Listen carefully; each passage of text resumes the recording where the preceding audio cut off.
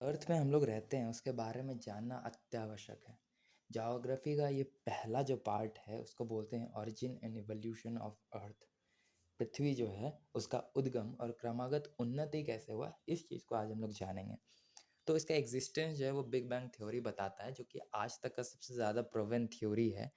तो वो कहता है कि 13.7 बिलियन ईयर अगो एक अंडाकार शेप का एक कॉस्मिक एग था। वो क्या हुआ कि उसके अंदर ढेर सारा टाइप्स का गैसेस था। ठीक है, गैसेस जो है वो एक दूसरे से टकराता है, अंदर ही अंदर ब्राउनियन मोशन पड़ा ही होगा। सब एक दूसरे से टकरा टकरा करके इसके अंदर इतना एनर्जी प्रोड्यूस होता है। जो एनर्जी प्रोड्यूस होता है वो मूवमेंट की वजह से ही है, काइनेटिक एनर्जी की वजह से हुआ। Kinetic energy of those dust particles या फिर ऑफ दोज गैसेस पार्टिकल्स। तो क्या हुआ कि उसके वजह से क्लाउड फॉर्म हुआ 4.5 बिलियन ईयर्स अगो। के बाद क्या हुआ कि हाइड्रोजन और हीलियम मिल करके सन का फॉर्मेशन हुआ। ठीक है, सन सबसे बड़ा स्टार हमारे सोलर सिस्टम का सन का फॉर्मेशन हुआ। और बाकी सारे गैसेस मिल करके वर्ल्ड होकर के घूमते घूमते होकर के स्फेरिकल बॉडी का नाम लिए। ठीक है, स्फेरिकल बॉडी बने। और कुछ साल के बाद क्या हुआ कि वो ठंडे होने चालू हो गए। ठीक है, अब ब्लास्ट हो गया है, वापस आ गया है, तो अब टेम्परेचर वो मेंटेन करेगा ना अपना, हमेशा गर्म तो नहीं रहेगा। अपने आप को मेंटेन करना चालू किया और ठंडा होकर के अर्थ का फॉर्मेशन हुआ। ठीक है, इतना जानना काफ़ी है फिलहाल कि अर्थ कैसे फॉर्मेशन हुआ। अब ये भी जानना जरूरी है कि मून का फॉर्मेशन क्यों हुआ। हम लोग क्यों बोलते हैं कि मून एक नेचुरल सैटेलाइट है। मून नेचुरल सैटेलाइट इसीलिए है कि थिया नाम का एक प्लानिटरी बॉडी आकर के अर्थ के साथ कोलाइड किया। भूम, अर्थ के साथ कोलाइड हुआ तो अर्थ के अंदर का जो पार्टिकल्स था, जो डस्ट वगैरह था, वो सब निकला ऐसे बाहर। ठीक है, निकला बाहर तो अर्थ यहाँ पे है। अब निकला जो पार्टिकल्स वो भी तो निकल करके घूमेगा, घूमते घूमते घूमते घूमते घूमते घूमते वो भी एक स्पेरिकल शेप का एक पार्टिकल का रूप ले लिया, जो कि अर्थ के अराउंड घूमना चालू किया। ठीक है, अर्थ के अराउंड घूमते घूमते अब उसको बोलता है मून। अब अगला क्या हुआ कि हम लोग को जो है सबसे पहले ये पता चला कि यहाँ पे पानी वानी तो कभी था ही नहीं। पानी तो था ही नहीं। अब पानी नहीं होगा तो लाइफ कैसे एग्जिस्ट करेगा। लेकिन 3.8 बिलियन ईयर्स अगो पहले क्या हुआ कि हमारा प्लैनेट जो है वो और ठंडा होना चालू हुआ। और ठंडा होते होते क्या हुआ कि जो गैस था, गैस क्या होता है, जैसे हम लोग पतीले पे जो पतीले के ऊपर जो प्लेट रखता है हम लोग, जब वो ठंडा होना चालू करता है गैस, तो क्या होता है, गैस ऊपर जाता है पतीले के ऊपर और उसके बाद वहाँ पे पूरा पानी पानी हो जाता है। सिमिलरली जब ठंडा हुआ तो जितना भी गैसियस स्टेट था, जितना भी गैसेस था, वो ऊपर होकर के कंडेंसेट होना चालू हुआ। और कंडेंसेट होने की वजह से पानी का फॉर्मेशन हुआ। अब पानी है तो जिंदगी तो होगा। तो 3.7 billion years ago life exist करना चालू हुआ अर्थ में। ठीक है, अब हम लोग थोड़ा सा जान लेते हैं कि कॉन्टिनेंट कैसे आया, मतलब कि भूखंड कैसे बना। पानी के बारे में तो जान लिया, ठीक है ना, भूखंड के बारे में जानते हैं। तो पहला कॉन्टिनेंट था, उसका नाम था क्रेटॉन्स। वो कैसे हुआ, कैसे हुआ, क्योंकि वहाँ का जो पानी था, ठीक है ना, पानी वाटर जब कन्वर्ट हो गया ठंडा होने के बाद, तो अब ये भी तो बनेगा ना, लैंडमास भी तो बनेगा। लैंडमास जो है वो बन गया। उसका पहला कॉन्टिनेंट का नाम क्या था, क्रेटॉन से जो बना था उसका नाम था क्रेटॉन्स। साइंटिस्ट ने नाम दिया पहला कॉन्टिनेंट का नाम क्रेटॉन्स। और पहला जो सुपर कॉन्टिनेंट था, ये बहुत छोटा सा था क्रेटॉन्स। पहला जो सुपर कॉन्टिनेंट था उसका नाम था वालबारा। ठीक है, उसके बाद आया क्या, 2.4 बिलियन ईयर्स अगो पहले पहला जो लाइफ फॉर्म आया साइनोबैक्टीरिया। साइनोबैक्टीरिया जो है वो पहला फोटोसिंथेसाइजर बना। फोटोसिंथेसाइजर कहने का मतलब क्या, वो जो ऑक्सीजन प्रोड्यूस करता है। तो साइनोबैक्टीरिया, ये याद रखना नाम, साइनोबैक्टीरिया जो है वो पहला ऑक्सीजन प्रोड्यूसर था अर्थ पे। ठीक है, जिसके वजह से अर्थ का एटमॉस्फेयर जो है वो रहने लायक बना, क्योंकि अर्थ ही एकमात्र ऐसा प्लैनेट है जहाँ पे लाइफ फॉर्म एग्जिस्ट करता है। अब अगला है, क्योंकि कार्बन डाइऑक्साइड का कमी था वहाँ पे। कार्बन डाइऑक्साइड का कमी का मतलब क्या है कि अर्थ जो है गर्म नहीं है, कार्बन डाइऑक्साइड टेम्परेचर इंक्रीज करता है।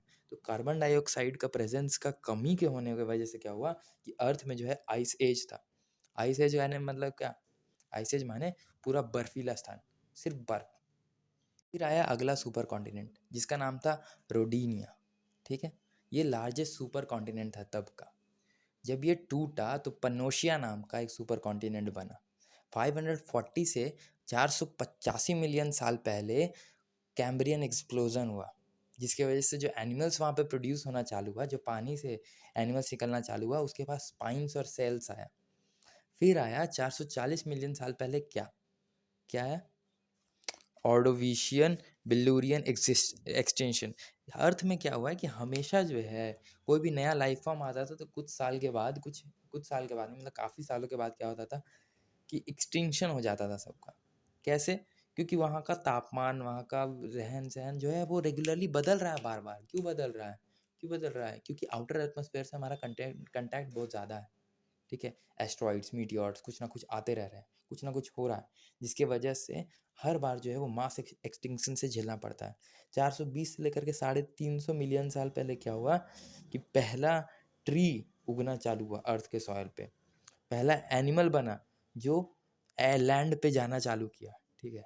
मतलब हमेशा पहले तो सिर्फ पानी था ना, सिर्फ पानी था, तो पानी में ही जानवर लोग था। लेकिन उसके बाद क्या हुआ 420 से लेकर के 350 मिलियन साल के बाद क्या हुआ कि वहाँ पे पहला ट्री भी हुआ और एनिमल्स जो है अब लैंड पे आना चालू हो गए थे। 250 मिलियन साल पहले पैंजिया का फॉर्मेशन हुआ। जो पैंजिया हम लोग जो है अभी क्या करते हैं, सबसे लास्ट सुपर कॉन्टिनेंट का मतलब क्या है कि एकमात्र भूखंड। अभी क्या है कि हमारे पास ढेर सारा कॉन्टिनेंट्स है, टूटा हुआ है, अलग अलग जगहों पे है। लेकिन उस टाइम पे क्या था कि पैंजिया एकमात्र सुपर कॉन्टिनेंट रहा होगा, ऐसा मानना है हम लोग का। It was also the period of the greatest mass extinction. 250 million साल पहले बहुत बड़ा एक्सटिंक्शन हुआ था, जितना भी वहाँ का प्राणी वरानी था सब राधे राधे हो गया था। ठीक है? 240 से 230 मिलियन साल पहले पहला डायनासोर अपीयर हुआ यहाँ पे। और उसके बाद क्या हुआ कि 66 मिलियन साल पहले an asteroid slammed the earth. An asteroid आया अर्थ में और उसके वजह जो कि कहाँ पे गिरा था पता है? आज का मॉडर्न डे मेक्सिको में गिरा था, जिसकी वजह से एटमॉस्फेरिक चेंज आया और उसके वजह से डायनासोर उड़ा। जो फोटो में दिखाता है ना कि एस्ट्रॉइड गिरा और डायनासोर हवा में उछल मार गया, उड़ गया यहाँ से, वैसा कुछ नहीं हुआ। एटमॉस्फेरिक चेंजेस होने की वजह से वहाँ का जो डायनासोर्स थे वो लोग मरना चालू हो गए। 6 मिलियन साल पहले क्या हुआ कि पहला मैमल एग्जिस्टेंस पे आया। जो हम लोग अर्लीस्ट नोन ह्यूमंस को जानते हैं वो लोग 6 मिलियन साल पहले आए, जिसका नाम था सहेलोथ्रोपस। ठीक है ना? सहेलोथ्रोपस, जो कि 4 लेग था, मतलब कि 4 पाँव पे चलता था। उसके बाद 4 मिलियन साल पहले ह्यूमंस जो है वो सीधा सीधा चलना चालू किए, मतलब 2 पाँव पे। ठीक है? 3 मिलियन साल पहले क्या हुआ कि जो वो लोग थे आदि मानव लोग, वो लोग टूल्स बनाना चालू किए, स्पेशली मारने वारने के लिए। जो लोग खाना वाना खाता था उसके लिए मारने के लिए कोई टूल चाहिए होगा ना।